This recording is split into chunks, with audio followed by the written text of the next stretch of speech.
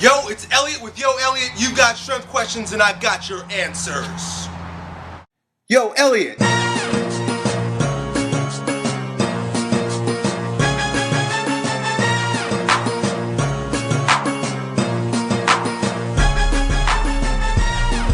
Today we've got a great question from Seth, who goes to the University of Tampa, right across the bridge. Check it out. Yo, Elliot, what's up? Seth here. I'm a junior at University of Tampa, and my question for you is, you talk about hard gainers and guys like that, but what about people like me that are endomorphs?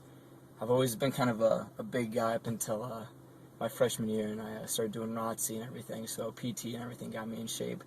But the hardest part for me is following the nutrition. My family doesn't eat anything like I do. They don't work out like me or anything like that. They just eat a bunch of junk food. So what can I do to better follow the meal plans, the 1900 calorie diet, everything like that? Alright, thanks man. Peace. Alright Seth, thanks for the question, buddy. The very first thing I want you to do is to recognize the validity of a form of slavery that is described in a previous video. I might even put a clip in this one for you to see. What I'm describing is called mental slavery, and it's usually impressed upon us by the people that we care about or care about us the most, friends and families and things of that nature. What I'm describing here is that the people that know you get used to a particular version of yourself that has been created through the pressures of your environment. So for example, you describe how you typically have been an endomorph, you've eaten a lot of food and you were generally a chubby person. Well, you were that type of person because your environment supported that version of you. What happens is when you try to change that person, when you try to change who you are, your environment starts getting very uncomfortable. When I say environment, I mean the people around you, because we really are we're a conglomerate of the people that we surround ourselves with, or the people that just happen to be around us all the time. Now, if you try to step outside the bounds of the version of yourself that they've helped create, I mean, these are your parents, these are your siblings, these are your friends, they're going to get very uncomfortable for two reasons. The very first reason they're going to get uncomfortable is because they're used to a particular response from you that you're no longer going to give. Basically, hey, you want to go grab some pizza? No, I'm not eating that any longer. Whoa! You shock them. They get very, very uncomfortable. And when people are uncomfortable, they become aggressive. So they'll say things to you like, what's going on with you? Or, what do you think, you're better than us? Or it all sort of stems from their low self-esteem. So that's the very first thing.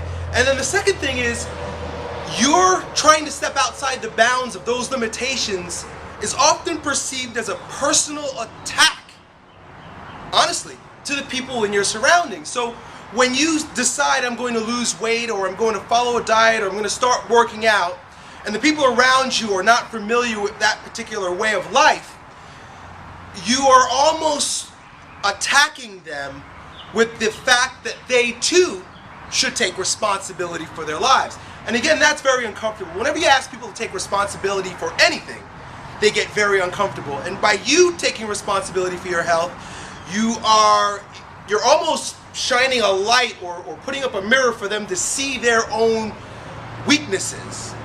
So what I'm trying to describe here to you is the fact that you're going to deal with this resistance. It's inevitable. And it's great that you have this resistance. I made a living off of teaching people how to overcome resistance. Weight training. And apparently you're into weight training, so you know what I'm talking about. The reason why weight training works is because we overcome resistance. We get stronger. So the fact that you're facing this resistance means that God or the universe, or whatever you want to describe it, your big coach that you can't see, is imposing a particular weight upon your shoulders that he thinks you should be able to lift eventually by training in this fashion. So if I've got clients that are weak in their squat, I tell them, hey look, as your coach, I think you need to squat more. I think you need to put more weight on the bar. I think you need to increase the amount of reps that you're doing. Same thing for you. You're weak in a particular area associated with your self-esteem and your self-perception based on your childhood or your upbringing and the people around you. Now you've got to press that weight.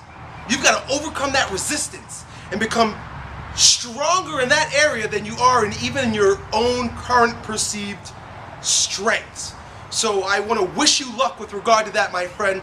The other thing that I'm going to throw at you, because you mentioned how do I stick to the meal plan? Well, first of all, deal with your surrounding and the people that are attacking your newfound self-reflection or version of yourself. I like to say the stronger version of yourself.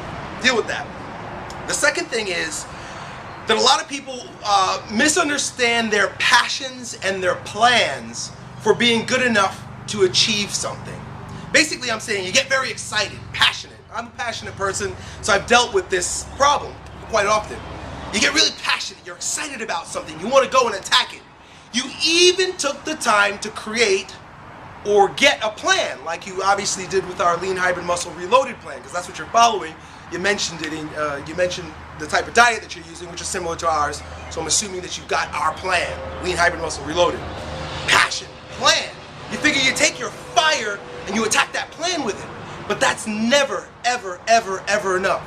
There's one more part of that equation that is the most essential part to achieving absolutely anything, and it's the one that most of us, including myself, suffer with greatly, and that is discipline.